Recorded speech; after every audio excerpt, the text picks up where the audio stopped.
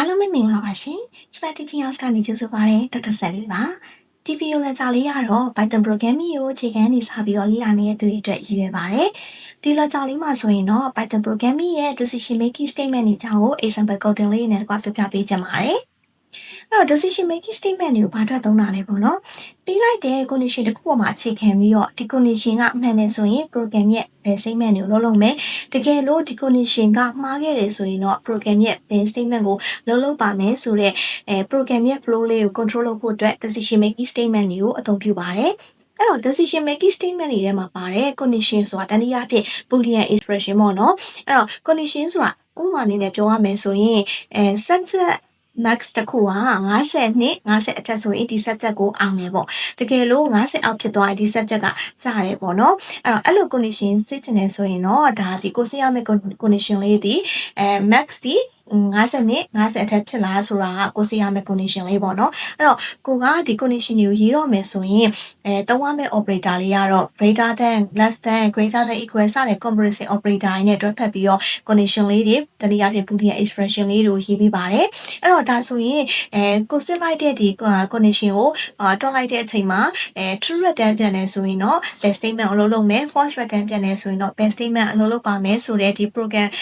flow လေးကို control လုပ်ဖို့အတွက် decision making statement တွေကိုသုံးရခြင်းပဲဖြစ်ပါတယ်အဲ့တော့ဆက်ပြီးတော့ decision making statement တွေရဲ့example လေးတွေကို coding လေးနဲ့ရှင်းပြပေးပါမယ် decision making statement တွေတရားမှာပထမဆုံးအနေနဲ့ if statement အကြောင်းလေးကို example coding လေးနဲ့ရှင်းပြပေးပါမယ်အဲ့တော့ if statement တစ်ခုကိုရေးတော့မယ်ဆိုရင် if keyword ပါရမယ်သူရဲ့နောက်မှာတော့ boolean expression လေးကိုရေးပေးရပါမယ်ဒါပြီးလို့ရှိရင် full column လေးရေးမယ်နောက်တစ်ကြောင်းမှာတော့ if block ထဲမှာအလုံးလုံးမဲ့ statement တွေကိုရေးပေးရပါမယ်အဲ့တော့ statement ဒီ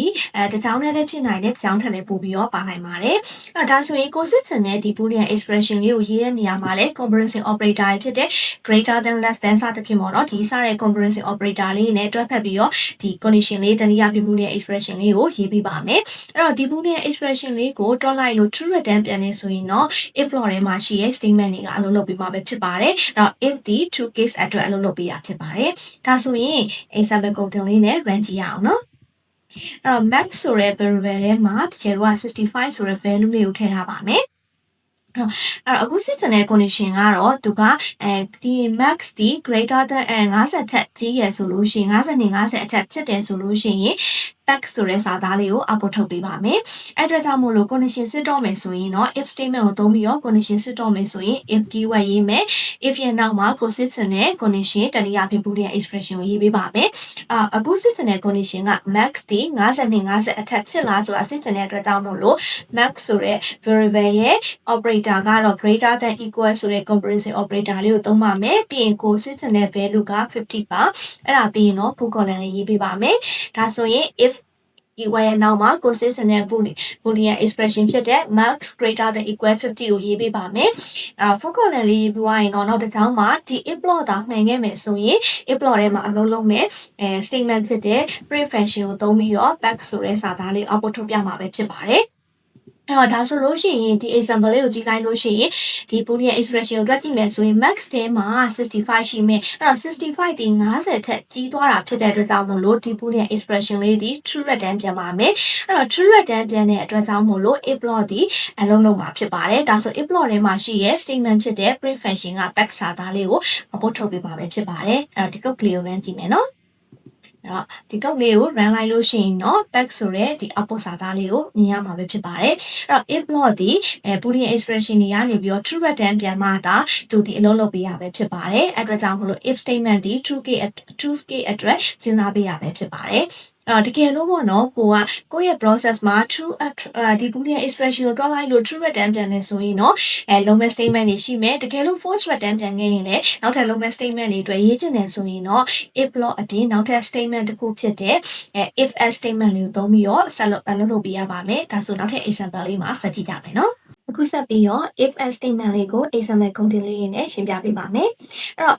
ရှင်းက example မှာတော့သူက true case အတွက်ပဲ if statement လေးကလုပ်ပါတယ်။အဲ့တော့ကိုကအခု true case အတွက်ကို false case အတွက်ကိုနှစ်ခုစလုံးအတွက်လုပ်ချင်တယ်ဆိုရင်တော့ if else statement လေးကိုအသုံးပြုပေးရပါမယ်။အဲ့တော့ if else statement ရဲ့ရေးပုံရေးနည်းလေးကိုအရင်ပြပြပေးမယ်နော်။အဲ့တော့ if else statement ကိုရေးလို့မယ်ဆိုရင် if keyword လာမယ်ပြီးရင်တော့ကိုစစ်ချင်တဲ့ boolean expression လေးကိုရေးပေးရပါမယ်။ဒါပြီးရင် full colon ပြီးရင်တော့ဒီ if block ထဲမှာအလုံးလုံးမဲ့ statement တွေကိုရေးပေးရပါမယ်။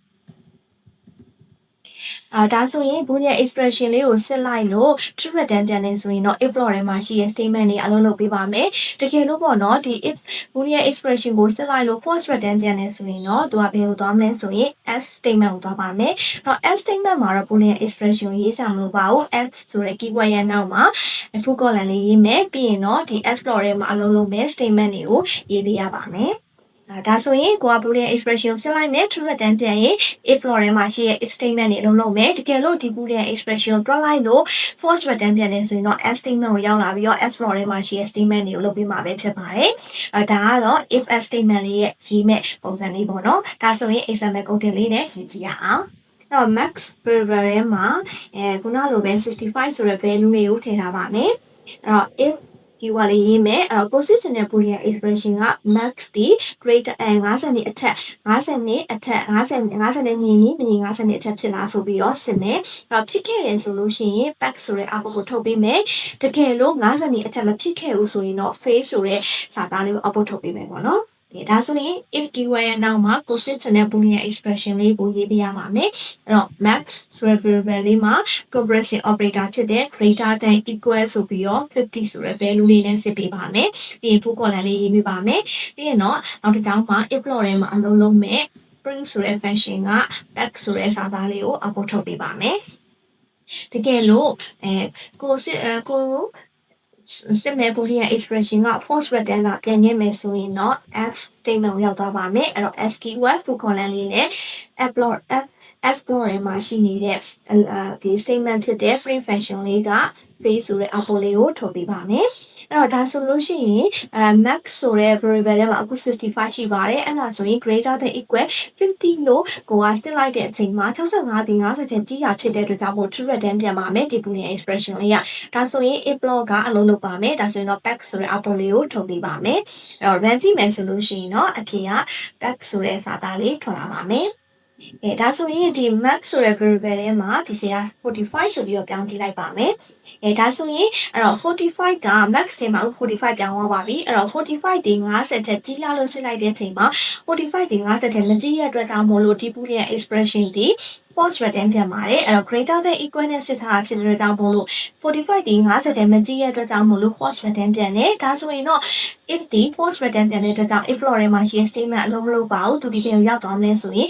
x ဆိုတဲ့ statement ကိုရောက်သွားပါမယ်ဒါဆို x block ထဲမှာရှိနေတဲ့ print ဆိုတဲ့ function က face ဆိုပြီးတော့စာသားလေးကို output ထုတ်ပေးမှာပဲဖြစ်ပါတယ်ဒါဆိုလမ်းကြည့်အောင်နော်အဲ့တော့ဒါဆိုရင်ကိုက true case အတွက်လည်း local statement ရှိတယ် false case အတွက်လည်း local statement တွေရေးချင်တယ်ဆိုရင်တော့ if else statement လေးကိုရေးပေးရမှာပဲဖြစ်ပါတယ်ဒီ example လေးကတော့ if else statement ရဲ့ example လေးကိုကုန်တင်လေးနဲ့ရှင်းပြပေးရပဲဖြစ်ပါတယ်